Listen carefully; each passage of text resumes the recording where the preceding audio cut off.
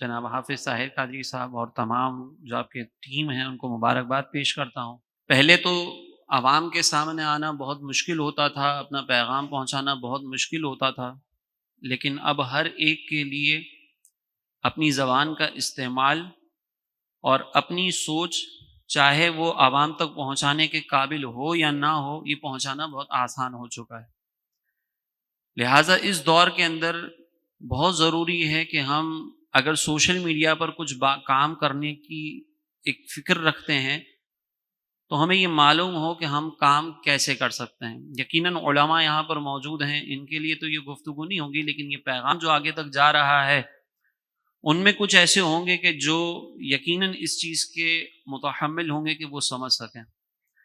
سب سے پہلی بات، دور کے اندر ہم دیکھ رہے ہیں کہ بہت سارے فتنے، الحاد بھی ہے، لادینیت ہے، پھر لبرلزم ہے،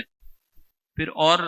جدید مفکرین ہمارے یہاں پر پائے جاتے ہیں۔ کچھ لوگ جو ہے وہ علمیت کا پرچار کرتے ہوئے نظر آتے ہیں لیکن استدلال کی قوت سے بڑے محروم ہوتے ہیں۔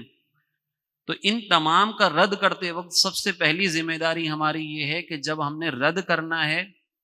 تو رد کرنے سے پہلے سامنے والے کا موقف اچھی طریقے سے سمجھا جائے کہ وہ کہنا کیا چاہ رہا ہے، کیونکہ جب تک آپ اس کا موقف سے اسے نہیں سمجھیں گے، اپنی سوچ و فکر سے آپ نے کچھ سمجھا کہ یار یہ اس کا موقف ہے اور پھر اس پر دلائل دے رہے ہیں، تو سامنے سے وہ کہے گا کہ یہ تو میرا موقف ہی نہیں تھا، آپ کو میرا موقف سمجھنے میں غلطی ہوئی۔ اس کی ایک بہت بڑی مثال ہمارے جو ماضی کے علماء ہیں ان کو آپ دیکھیں کہ جب فلسفے کا رد کرنا تھا تو سب سے پہلے فلسفے کا علم ایجاد کیا گیا، اور پھر اس کے بعد جو ہے وہ فلسفے کا علم ایجاد کرنے کے بعد انہی کی زبان میں ان کو جواب دیا، جس کا نتیجہ یہ نکلا کہ پھر وہ فلسفے کی بنیاد پر جو فتنہ پھیلا رہے تھے وہ فتنہ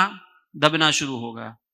تو آج کے دور میں بھی ضرورت اس امر کی ہے کہ اپنی فکر سے سامنے والے کا نظریہ اور موقف تیار نہ کریں، جو اس کا موقف ہے پہلے وہ سمجھیں اور پھر اس کا رد کریں تاکہ علمی انداز سے، بہتر انداز سے رد ہو سکے۔ اور پھر رد کرتے ہوئے اپنے دلائل میں اتنی پختگی ہونی چاہیے کہ جب آپ رد کر رہے ہوں تو سامنے والا آپ کی بات کو قبول کرنے کے لیے بھی تیار ہو جائے۔ اگر رد کا انداز وہ ہو کہ جو بہت سطحی قسم کا ہو تو یقینی سی بات ہے کہ وہ رد بھی اچھا نہیں ہو سکتا۔ تو پہلی ذمہ داری تو ہماری یہ ہے۔ دوسری، اس کے ضمن بھی آپ سمجھ لیں کہ کلم الناس علی قدر عقولہم، کہ لوگوں سے ان کی عقلوں کے مطابق کلام کیا جائے۔ بعض اوقات کسی فتنے کا جواب دینے کے لیے بہت زیادہ علمی گہرائی اور علمی دلائل دینے کی ضرورت پیش آتی ہے۔ اس میں اگر ہم اصطلاحات کو استعمال کر لیں جو علمی اصطلاحات ہیں خالص طور پر، تو وہ عوام کو اتنی آسانی سے سمجھ میں نہیں آ سکتی، لہٰذا ان کو بہت آسان اور عام فہم انداز میں لوگوں تک پہنچائیں گے تو وہ آپ کی بات کو اچھے انداز سے قبول کر سکیں گے۔ پھر اس کے بعد اصلاح اعمال، یہ ہمارے لیے ایک انتہائی ضروری امر ہے کہ جب ہم سوشل میڈیا پر بیٹھے ہیں تو ہمیں جہاں عقائد کی اصلاح کرنی ہے وہاں پر اعمال کی بھی اصلاح کرنی ہے۔ تو اعمال کی اصلاح کے لیے بھی، لوگوں کو اپنے قریب کرنے کے لیے بھی ہم اچھے انداز سے، احسن انداز سے جو مستند احادیث ہمارے پاس موجود ہیں ان کو بیان کریں تاکہ لوگوں تک ہمارا پیغام اچھے انداز سے پہنچ سکے۔ باقی اس کے علاوہ یقیناً سوشل میڈیا پر اور بہت سارے ہم کام اچھے انداز سے کر سکتے ہیں، لوگوں کو مسائل وغیرہ سکھانا، لوگوں کی جو ہے وہ علمی پیاس کو بجھانا، اور دیگر انداز سے بھی یہ کام کیے جا سکتے ہیں۔ اور ایسا پلیٹ فارم کہ جو باقاعدہ ایک مستند طریقے سے کام کر رہا ہو، اس کے ساتھ مل کر آگے بڑھ کر ہمیں کوشش کرنی چاہیے۔ اللہ تعالی ہمیں عمل کی توفیق عطا فرمائے اور ہمیں سوشل میڈیا کا اچھے انداز سے استعمال کرنے کی بھی توفیق عطا فرمائے۔